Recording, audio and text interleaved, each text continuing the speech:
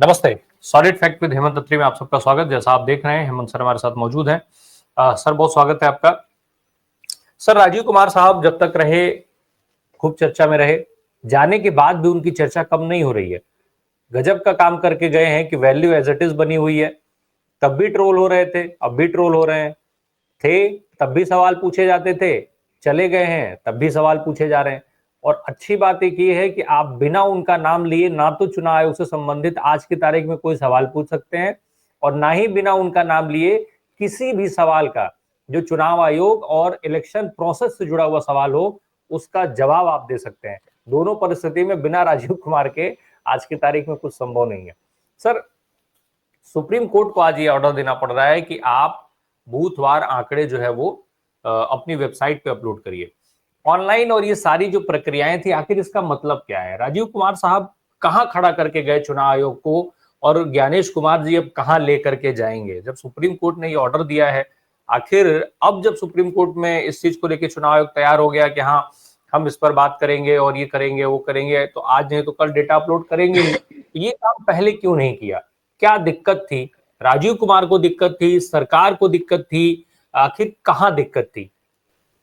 राय साहब नमस्कार, आपको सारे दर्शक साथियों को। देखिए, बहुत ही पेचीदा मसला है जिसको कोशिश में करूंगा जितना साधारण से साधारण शब्दों में दर्शक साथियों को बता सकूं, और हर हिंदुस्तानी दर्शक को ये चीज देखनी चाहिए कि उनके साथ क्या हुआ है, क्या नहीं होना चाहिए था। देखिए, जो चुनाव आयोग है उसका जो गठन है वो संवैधानिक संस्था है। उसकी सारी शक्तियां, उसके सारे अधिकार भारत के संविधान से आते हैं। वो कोई सरकारी महकमा नहीं है, माफ कीजिएगा। राजीव कुमार जी का जो पूरी कार्य प्रणाली थी वो एक बात साबित करके गए कि वो मुख्य चुनाव आयुक्त होने की बजाय वो एक सरकारी महकमे के मुखिया थे। ये इससे दुर्भाग्यपूर्ण बात, क्योंकि मैं भी एक संवैधानिक पद पर रहा हूं तो मैं उसकी गरिमा समझता हूं बेसिकली।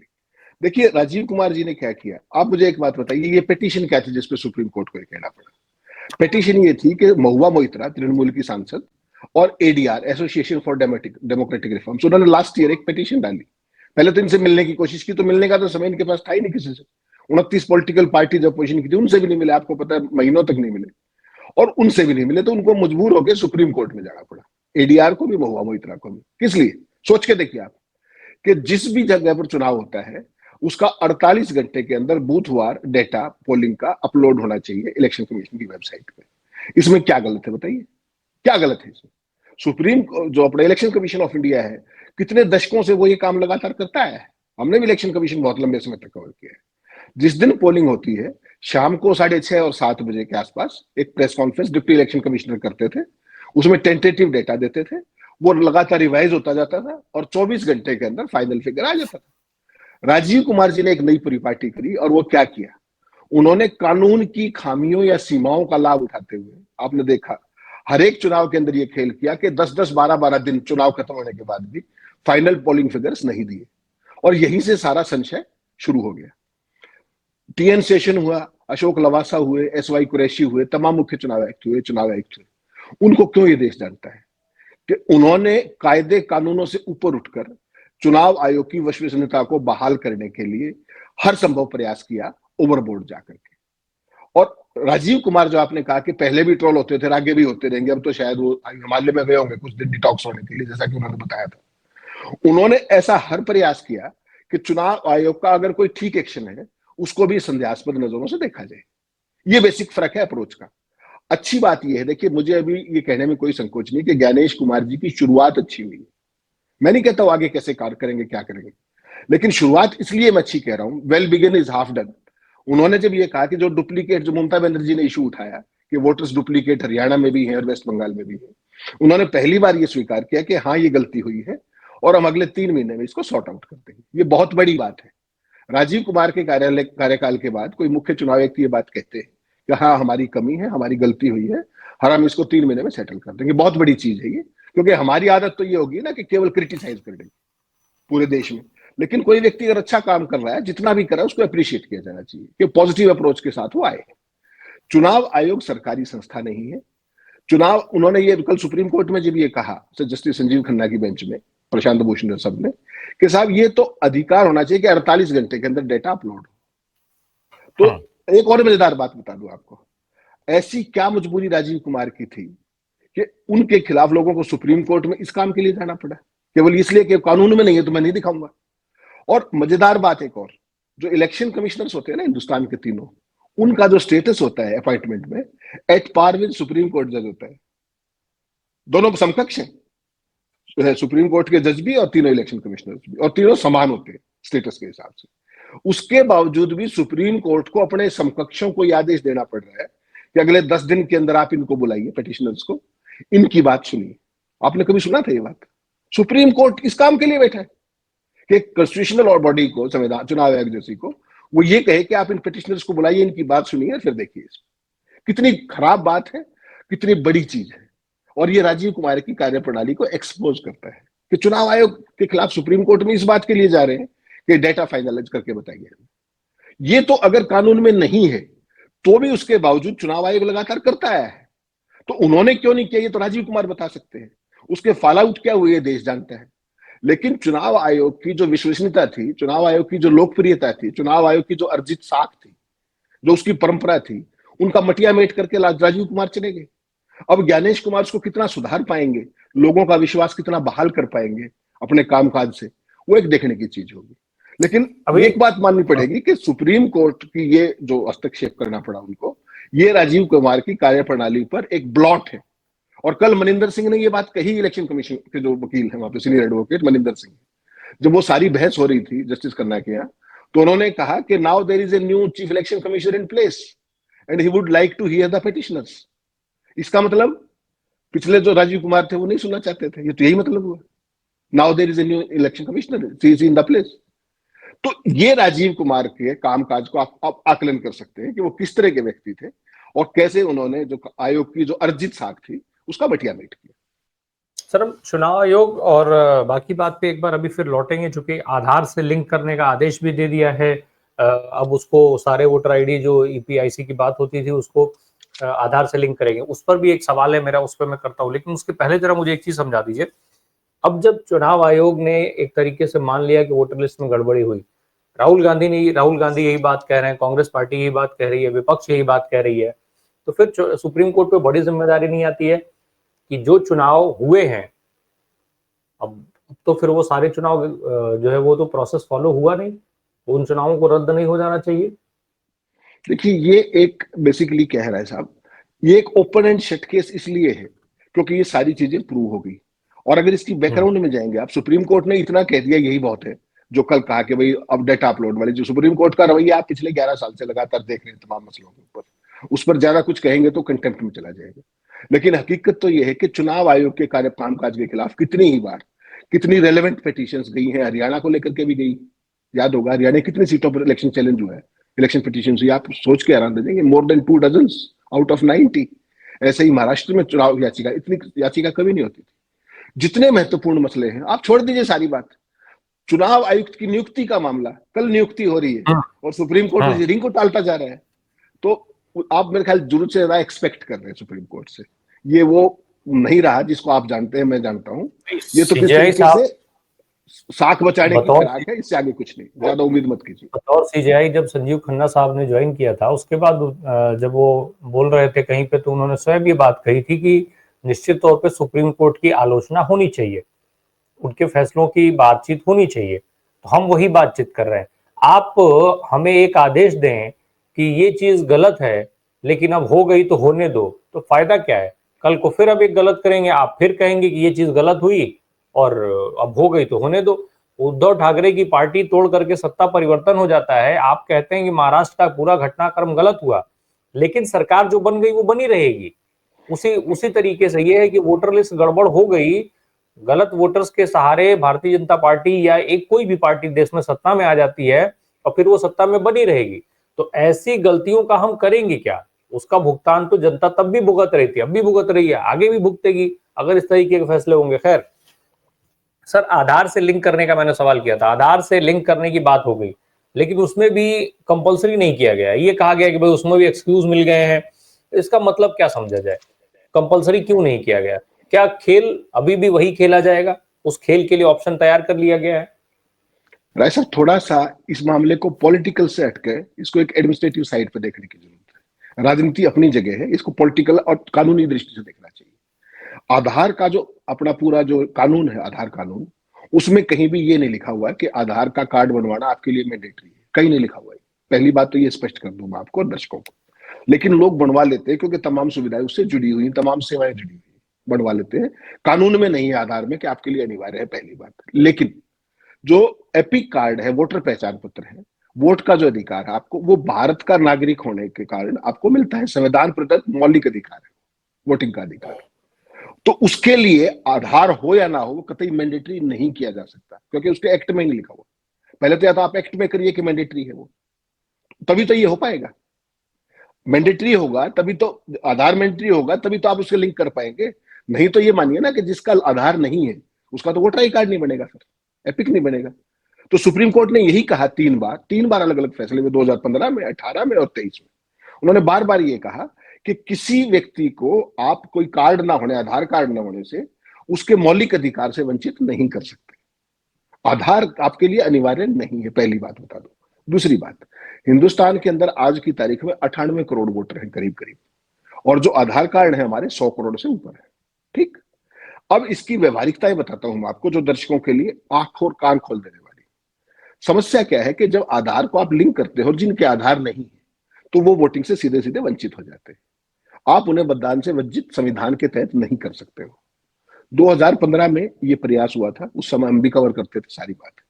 उस टाइम एक प्रोग्राम चला था, national electoral roll purification and authentication program, जिसमें यह था कि आपकी जो वोटिंग सूची है उसमें हर नाम ऑथेंटिकेटेड है। उसको संक्षिप्त में NERPAP कहते थे। उसमें 32 करोड़ वोटरों की आईडी, जो एपिक आपका होता है आधार वोटिंग कार्ड, उसको आधार से जोड़ दिया गया था। एक कैंपेन चला था बाकायदा, उसको लगातार जोड़ा जा रहा था। ये अलग बात है कि आधार की विश्वसनीयता पर तब भी सवाल थे और आज भी सवाल है, तमाम सवाल आज भी आधार पर भी। उसके बावजूद इंटरेस्टिंग काम क्या हुआ कि जब वो जोड़ रहे थे आप, तो एक नया चीज सामने आई, उसको जानकर दर्शक चौंक जाएंगे, भूल गए होंगे शायद। जो अपने कर्नाटक के अंदर था, करीब करीब 5 करोड़ मतदाता है थे उस समय 2015 में, और जब ये अभियान चला तो आप सुनकर हैरान रह जाएंगे, 66 लाख लोगों के नाम वोटिंग सूची से कट गए। 5 करोड़ में से 66 लाख, यानी कि 13% प्लस नाम कट गए। क्यों? क्योंकि आधार कार्ड का वो नहीं हुआ, आधार कार्ड किसी के पास था नहीं, या मैच नहीं हुआ है, जो भी हुआ, नाम कट गए।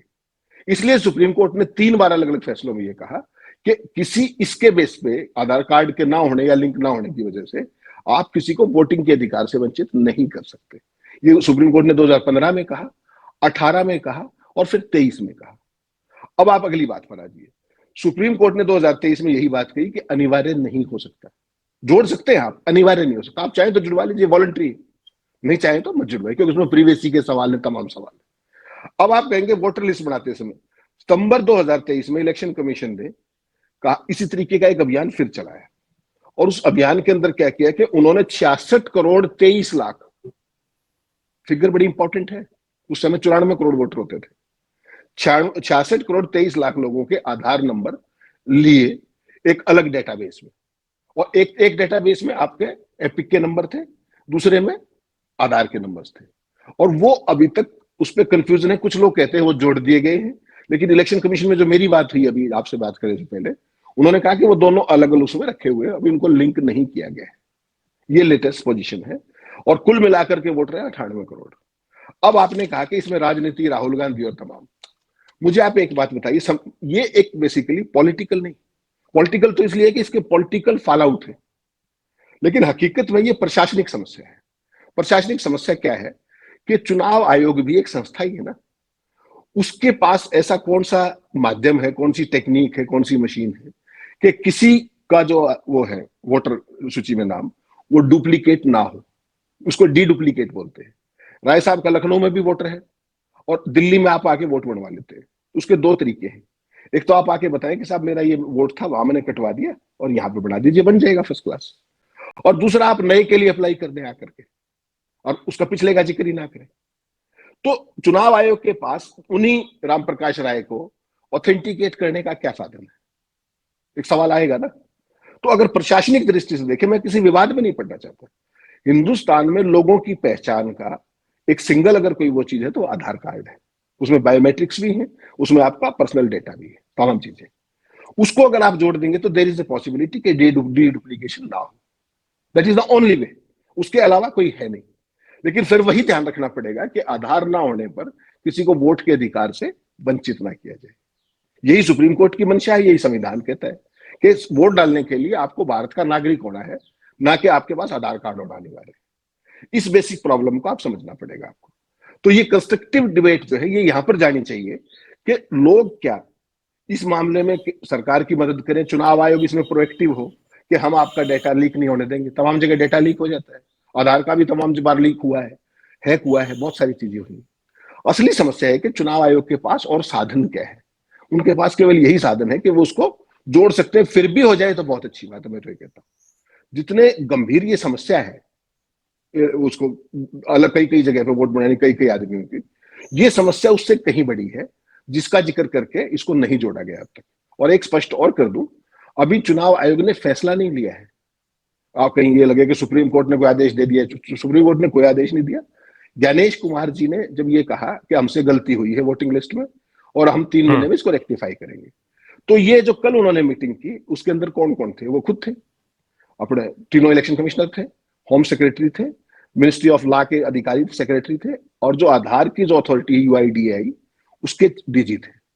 वो सब मिले हैं। अभी केवल उन्होंने तकनीकी पहलुओं पर बातचीत शुरू की है, विचार विमर्श शुरू किया है। अभी कोई ये फैसला नहीं हो गया कि जोड़ना है नहीं जोड़ना है, कैसे करना है। वो सारी मॉडलिटीज अभी तय की जानी, ये क्लैरिटी रहे। कोई ना तो सुप्रीम कोर्ट ने आदेश दिया है, सुप्रीम कोर्ट पहले कह चुका है कि अनिवार्य नहीं है।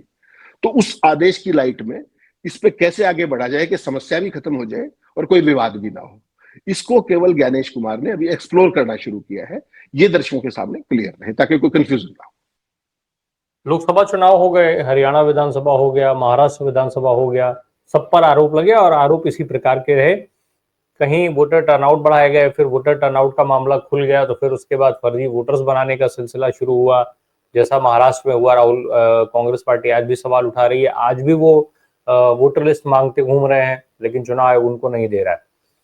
सर, अब जब ये प्रोसेस शुरू हुआ है, आप भी ये कह रहे हैं कि ज्ञानेश कुमार ने मान लिया कि एटलीस्ट गलती हुई है, क्या पश्चिम बंगाल और बिहार के इलेक्शंस फेयर होंगे? अब माना जाए अब वहां पर वोटर्स का रोना नहीं रो पाएंगे विपक्ष अगर हारता है तो? नहीं, इससे देखिए बेसिकली दो चीजें समझनी पड़ेंगी आपको। आपके जो एक्शंस होते हैं ना, they speak louder than your words. आपका जो काम करने का तरीका है वो अपने आप में एक होता है। विपक्ष के पार्टियां महाराष्ट्र की वोटिंग सूचियां मांग रही है, मतदाता सूचियां। अगर ज्ञानेश कुमार उनको दे देते हैं, क्योंकि वो देना तो वैसे भी मैंडेटरी है, अगर वो देते हैं तो समझ में आता है कि उनकी ईमानदारी शक से परे है। और अगर वो भी उसी परंपरा पे चलते हैं जिसपे राजीव कुमार चलते थे, तो फिर चुनाव आयोग का आप समझ सकते हैं क्या है। आपने एक महत्वपूर्ण बात कही थी, उस पर मैं टिप्पणी जरूर करना चाहूंगा। आपने कहा कि जस्टिस संजीव खन्ना ने यह कहा कि सकारात्मक आलोचना होनी चाहिए। ये उन्होंने कहा था जस्टिस संजीव खन्ना ने किसी कार्यक्रम में। मोदी जी भी तो 11 साल से यही बात कहते हैं कि सकारात्मक आलोचना होनी चाहिए। एक बार आलोचना करके देखिए आप जरा। कहने में और करने में बहुत ज्यादा अंतर है राय साहब। आज सुप्रीम कोर्ट की जो स्टेटस है, जो सिचुएशन है, वो सारा देश जान रहा है। आपने महाराष्ट्र का जिक्र किया था, कौन थे उस टाइम चीफ जस्टिस? वही चीफ जस्टिस जो महाराष्ट्र की सरकार को असंवैधानिक बता रहे थे, राज्यपाल के एक्शन को असंवैधानिक बता रहे थे, और उनके रहते हुए वो सरकार कार्यकाल पूरा करती है। उसके बाद नए चुनाव में वही व्यक्ति मुख्यमंत्री बनता है और वो चीफ जस्टिस महोदय जाके अभी पिछले हफ्ते, अगर आपको ध्यान हो, उसी मुख्यमंत्री के हाथों सम्मानित होते हैं, वही चीफ जस्टिस। तो आप कृपया करके सुप्रीम कोर्ट के प्रति जो लोगों की वो है, उसको उम्मीदों को ज्यादा मत बढ़ाइए। बेसिकली 11 साल में सुप्रीम कोर्ट ने ऐसा एक क्रांतिकारी फैसला, मुझे कौन बता दीजिए आप, एक जिसको उन्होंने मुकाम तक पहुंचाया हो। एक फैसला आपको याद आएगा? आप कहोगे कि साहब ये जो इलेक्टरल बॉन्ड थे इसमें उन्होंने बहुत शानदार काम किया, हमने भी कहा बहुत शानदार काम किया, लेकिन जब वो असंवैधानिक थे तो उनमें आए पैसे की जांच क्यों नहीं हुई? सुप्रीम कोर्ट ने क्यों मना कर दिया? वही चीफ जस्टिस थे जो मोदी जी के उनके घर पे जाकर के गणेश पूजा करते थे। तो सुप्रीम कोर्ट की जो माइट थी, सुप्रीम कोर्ट की जो निष्पक्षता थी, वो सीजीआई साहब जो पिछले थे वो वही काम करके गए हैं सुप्रीम कोर्ट के साथ जो चुनाव आयोग के साथ मिस्टर राजीव कुमार करके गए। तो ऐसे में ज्ञानेश कुमार जी किस दिशा में बढ़ते हैं कि देखिए, विपक्ष 29 पार्टियां समय मांगती रही चुनाव से पहले, आपको पता नहीं दिया समय, नहीं दिया ना। और अब सुप्रीम कोर्ट ये कह रहा है कि 10 दिन के अंदर आप एडीआर से मिलो, महुआ मोइत्रा से मिलो। कहा कि नहीं कहा? क्या ज्ञानेश कुमार जी जो अपने जितने भी पार्टी है पोजीशन की, तीनों ही पार्टियां मांग रही है वोटर लिस्ट, ऐसा नहीं है कि कांग्रेस मांग रही है, महाराष्ट्र के तीनों प्रमुख विपक्षी दल मांग रहे हैं इस बात को, चाहे वो शिवसेना उद्धव ठाकरे हो, चाहे शरद पवार की पार्टी हो। तो क्या ये देंगे उसको? अगर देते हैं, जो कि मैंडेटरी है अदरवाइज, राजीव कुमार ने क्या कहा था कि हमने तो पहले दे दिया, तो जो चीज आपने मुझे पहले दे दी उसको दोबारा देने में क्या परेशानी? कोई हार्ड नहीं, कॉपी तो मांग परेशानी नहीं तो रहा। है ना सर, परेशानी हार्ड है। राय साहब, हार्ड कॉपी तो कोई मांग नहीं रहा है, एक पेन ड्राइव में ही तो देना है। Where is the sir problem? Modi, sir प्रधानमंत्री जी की डिग्री गृह मंत्री ने दिखाई थी, लेकिन अब मांगा जा रहा है तो वो सबको नहीं दिखाई जा सकती है। सुप्रीम कोर्ट ने उसका ऑर्डर जो है वो कोर्ट ने रिजर्व कर लिया है, तो एक बार दे दिया गया, दोबारा क्यों दिया जाएगा? नहीं नहीं, ये तो फिर वही बात है ना, जो सुप्रीम कोर्ट, वही तो मैं कह रहा हूं, जो कल सुप्रीम कोर्ट में जो कल हुआ बहुत महत्वपूर्ण है। हम्म। सुप्रीम कोर्ट में क्या पिटीशन है कि जब भी वोटिंग हो 48 घंटे के अंदर फॉर्म 17 को अपलोड करो, ये तो पिटीशन है। अभी तक राजीव कुमार का चुनाव आयोग क्या कह रहा था कि हमारे ऊपर कानूनी कोई बाध्यता नहीं, हम तो नहीं करते, और करते हैं तो 20 दिन के बाद करते हैं, फिर लोग उंगली उठाते हैं। चुनाव आयोग 1952 से लेकर के 2025 तक करता था ना, लगातार 2019 तक करता था ना, तो 24 में क्यों नहीं किया? कानून की आड़ लेकर के। मेरा इसमें दूसरा कहना है, क्योंकि मैं उस व्यवस्था को कहीं ना कहीं करीब से देखा है।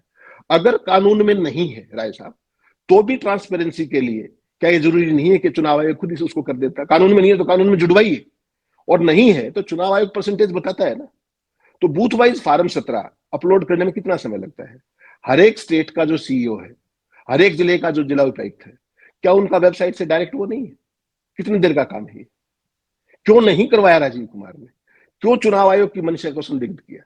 क्यों उसकी कार्यप्रणाली को संदिग्ध किया? ये सवाल तो उठेंगे ना। और अब उसी चुनाव आयोग का जो वकील है मनिंदर सिंह, वो ये कहते हैं कि साहब नया चीफ इलेक्शन कमिश्नर आ गए and he is ready to meet the petitioners. सोचिए आप, अप्रोच का फर्क। एक उसको कानून की आड़ लेकर के जो चुनाव आयोग की अर्जित साख है उसको नष्ट करके चला गया, और दूसरे ने जुमा जुमा भी काम संभाला है। वो अभी उस जो डैमेज हो चुकी है उसको कोशिश कर रहे हैं डैमेज को कंट्रोल करने की।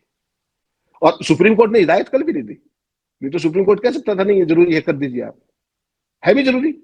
पोलिंग परसेंटेज नहीं बताओगे तो रिजल्ट का क्या करेंगे? तो राजीव कुमार तो ये डिस्टिंक्शन लेके गए ना कि हम्म। मतलब आप 15-15 दिन 10-10 दिन तक पोलिंग परसेंटेज क्यों नहीं बताई? मोदी जी का डिजिटल इंडिया है राय साहब, रियल टाइम में डेटा आता है भाई। दिल्ली के चुनाव की भी पोलिंग परसेंटेज कितनी देर बाद बताई उन्होंने। तो उनकी कहीं ना कहीं मंशा संदिग्ध थी। तो राजीव कुमार उस डैमेज को कंट्रोल कर पाएंगे, खोई हुई जो उनकी वो है उसको, वो जो विश्वसनीयता है, क्या उसको कायम कर पाएंगे नहीं कर पाएंगे, ये उनके एक्शंस पर डिपेंड करेगा। और इसका पहला ऐसी टेस्ट होगा कि वो महाराष्ट्र की वोटिंग सूचियां विपक्ष को देते हैं नहीं। अब ज्ञानेश कुमार का एक तरीके से जो है वो इम्तिहान शुरू हो गया है।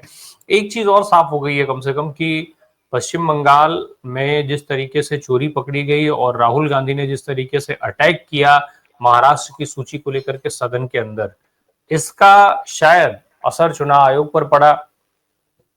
इस वजह से यहां तक तो बात पहुंची है, लेकिन सवाल फिर वही कानून का आड़ लेकर के, क्या आने वाले चुनाव में ये खेल जारी रहेगा कि नहीं, ये बड़ा इंटरेस्टिंग होगा देखने में। क्योंकि बहुत कुछ निर्भर करेगा इस हिसाब किताब पर कि चुनाव जो है कितना फ्री और कितना फेयर हो पाते हैं, चाहे वो सत्ता उसी पर निर्भर करेगी। बहुत बहुत धन्यवाद हेमंत सर हमसे बात करने के लिए। Thank you so much. Thank you.